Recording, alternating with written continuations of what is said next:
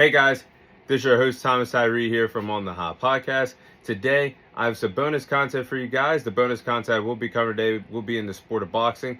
In today's bonus segment, I'll be sharing my fight preview for the fight that we will see next month in the sport of boxing between Jake Paul and Anthony Joshua. So, the news broke earlier in the week that this is a official fight that we will see in the heavyweight division between Jake Paul and Anthony Joshua. Will be streamed on Netflix in December. We'll be seeing that in the next couple of weeks in the sport of boxing. This is honestly the perfect replacement that Jake Paul could have got after his exhibition with Gervonta Davis fell through. We all know the allegations that Gervonta Davis is currently facing. Therefore, he was pulled off the Netflix card, and Jake Paul has found the perfect replacement. So I'll be sharing my thoughts on the Jake Paul versus Anthony Joshua fight officially being announced. So guys, this is insane. Jake Paul he's got some cojones. Jake Paul has some cojones. It's insane. Jake Paul found the perfect replacement to fight on Netflix, have that pay-per-view card, and save everybody that's a part of the undercard. Because you go from Gervonta Davis, one of the biggest cash cows in the sport of boxing, who was 5'5", yes, a reigning defending world champion in the sport, the WBA lightweight champion. But that was an exhibition. You nearly had a 100-pound weight difference on Gervonta Davis if that exhibition fell through. Now you are upgrading massively to fight a 6'6" monster in Anthony Joshua, former unified champion in the heavyweight division, one of the best heavyweights that this sport has seen in this modern era of boxing. Like, this is insane to me.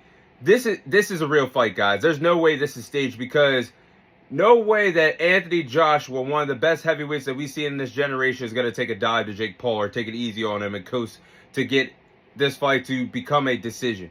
There's no way. Because Anthony Joshua has too much to lose. He has 2 fights scheduled in 2026 and possibly wants that big fight at Wembley Stadium against Tyson Fury. There's no way, as an active heavyweight, that he's going to take a dive to Jake Paul.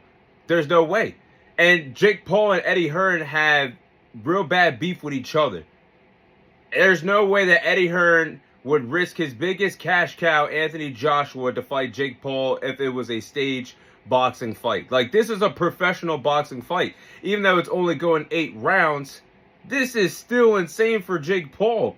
We can no longer say that Jake Paul has not fought anybody in the sport of boxing. Yeah, he's sandbagged his way to getting media credibility. He sandbagged his way to being one of the biggest cash cows in the sport.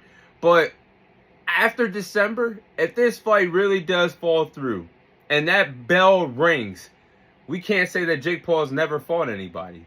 I mean, how do you go from fighting washed MMA fighters, bringing them to a different sport, guys like Nate Diaz, Tyron Woodley, Anderson Silva? How do you go from fighting those guys, losing to Tommy Fury, and then reaching out to Anthony Joshua for a professional heavyweight fight? Yeah, it's not going 10 to 12 rounds, but 8 rounds with Anthony Joshua? Did you see what Anthony Joshua just did a year ago to Francis Ngannou, who thought it was okay to play boxing because he went the distance with an out-of-shape Tyson Fury that did not take him seriously? Like, this is next level insane things that Jake Paul is doing right now. And I gotta say, he is a smart businessman.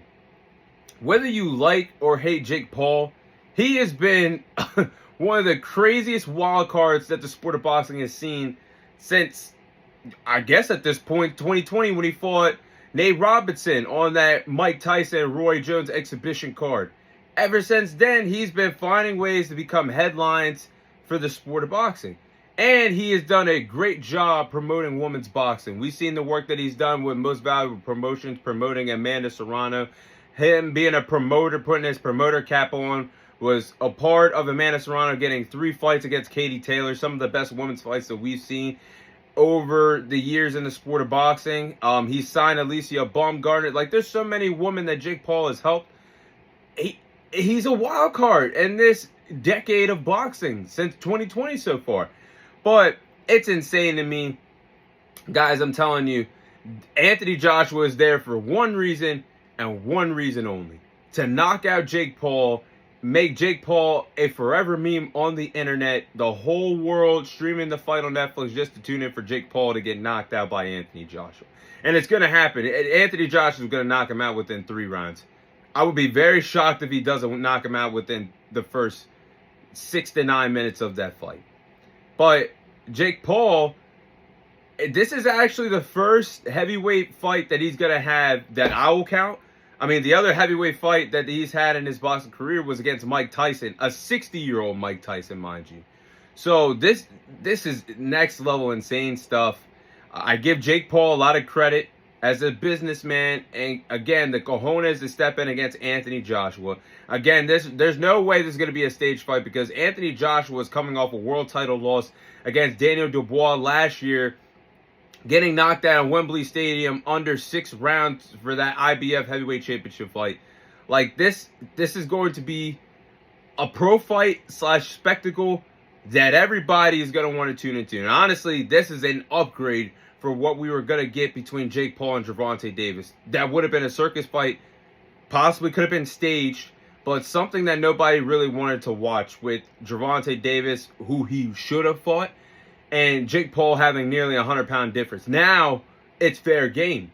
Now you're fighting somebody your size. Now you're fighting someone that's more qualified of a fighter and has a more legitimate chance to be a Hall of Famer in the sport that's still active between Anthony Joshua and Gervonta Davis. But man, this is some insane stuff. I can't wait till December. I know the press conference tomorrow is going to be insane between Anthony Joshua and Jake Paul, and I know Eddie Hearn's going to be chopping up at the bit.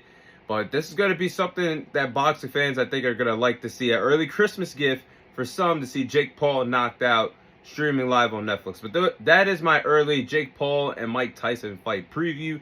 Or, excuse me, Jake Paul and Anthony Joshua fight preview. That is all the time I have for you guys today. Thank you guys for watching. Thank you guys for listening. This is your host, Thomas Tyree, signing off. I'll see you guys on next week's episode.